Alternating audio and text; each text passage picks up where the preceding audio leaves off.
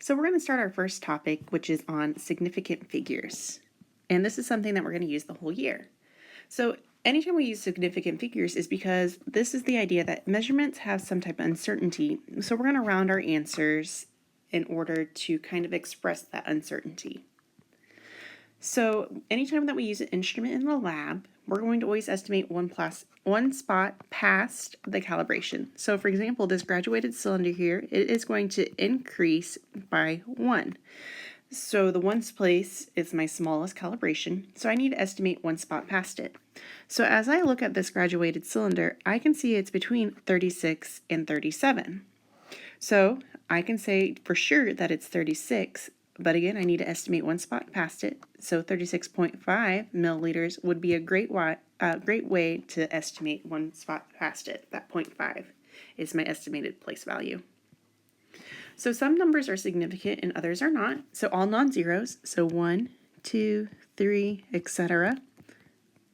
Those are all significant. Zeros between significant figures. So if you have the number 202, that sandwich zero is. And zeros to the right of non-zeros if a decimal is included. So let's say we had 0.0120. This right here would be significant. All right, which ones are not? So again, if we had that same decimal, these zeros in front would not be significant to the left of non-zeros. Zeros to the right of non-zeros with no decimal. So let's say we had 1,200, no decimal. Those zeros would be not significant. We don't count them. And exact or counted numbers have unlimited. So this can include a ratio. So an example of a ratio could be like for every 1 foot, there are 12 inches. And counted numbers. So maybe in my class, I have 30 students.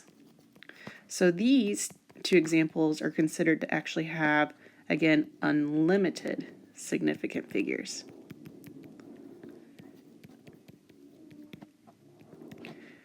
So let's go ahead and practice some of these. So I have these 8 numbers, and we're going to figure out how many sig figs. And I wanted to show you a couple of examples of all the cases that you will see. So for this first case, I have 0.002340 grams. The easiest way to figure out how many sig figs it has is I start at the decimal because it's a really small number, and I'm going to move over till I hit my first non-zero. That is where I'm going to start counting. So this example has 4 sig figs. So we count 4 of those.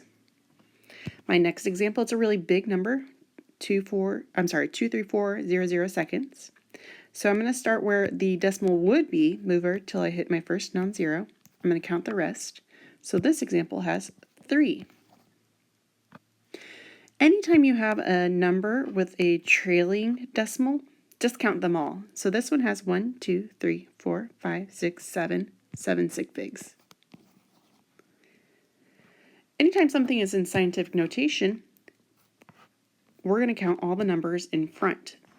So the number that are significant in this is 3 sig figs.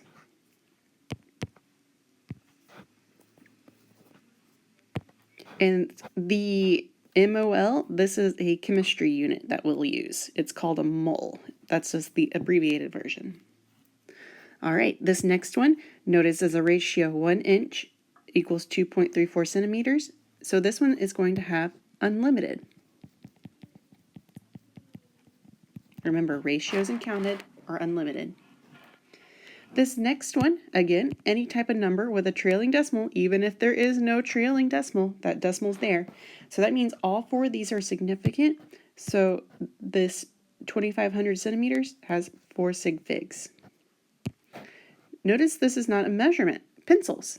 This is a counted number, so this is going to have unlimited sig figs.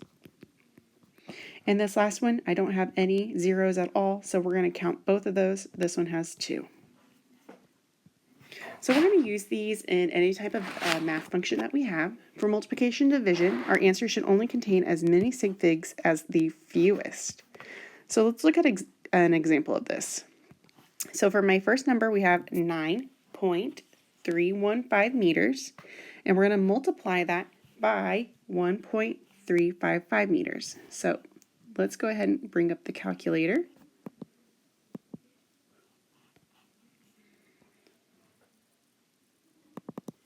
So again, 9.315, and then we're going to multiply that by 1.355. I get 12.62183. So 12.62183. And again, a meter times a meter will give me a meter squared. Now the rule says I can only use as many in my answer as I have based on what I multiplied. So this number right here has 1, 2, 3, 4 significant figures, and so does my second number. So if that being the case, I'm going to count my first 4 numbers, 1, 2, 3, 4. That's where I'm going to chop it off and round it. So again, sig figs are just a way for us to round.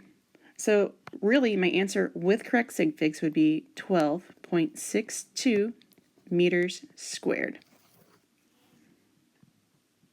All right, addition and subtraction also have their own rule. The sum or difference may not be any more accurate than the least accurate number used in the calculation. So let's look at an example of that. So I have these 3 numbers that I'm adding together. So let's take a second and add these together to see what we get. So 9.35, 65 plus 3.927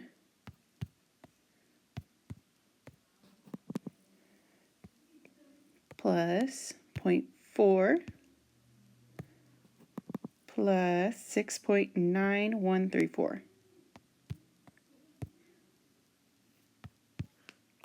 I get 20.8904.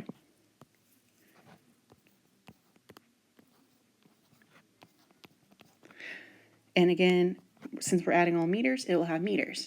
Now, my largest place value is my third number right here, which goes into the tenths place. So since the tenths place is my largest place value, I'm going to stop there, and that is where I'm going to round.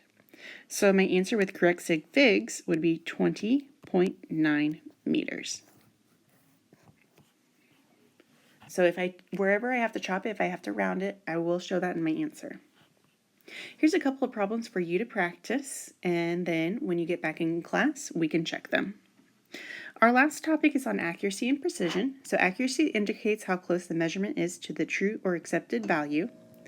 Precision refers to how close together or repeatable results are. Notice how close my precise group is here versus my imprecise.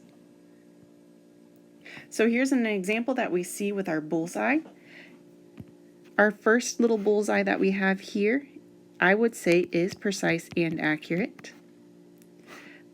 Our next group would be just precise.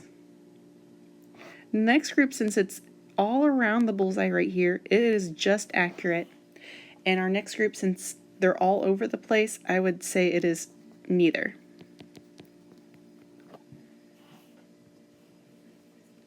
We can actually evaluate accuracy with percent error.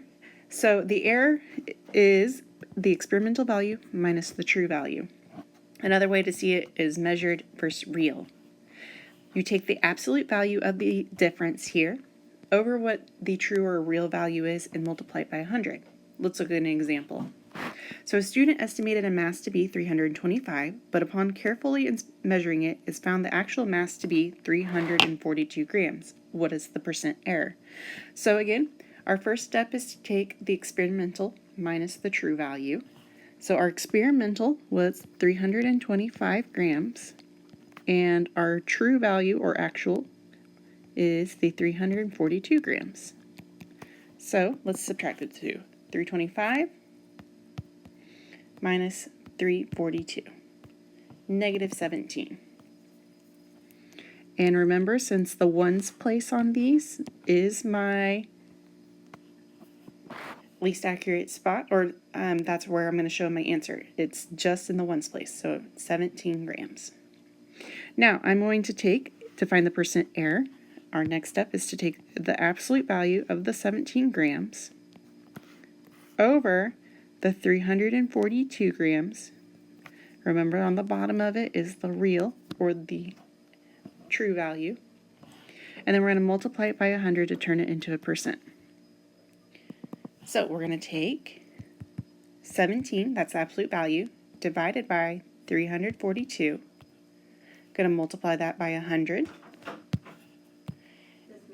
And our answer is going to be 4, or our calculator gives us 4.971%. However, with Sig Figs, we will only want to keep two numbers since we're multiplying and dividing. So we're going to chop it off after our first two. This will round it up to 0, which rounds our next one up to a 5. So 5.0% is our final answer. All right, let your teacher know if you have any questions.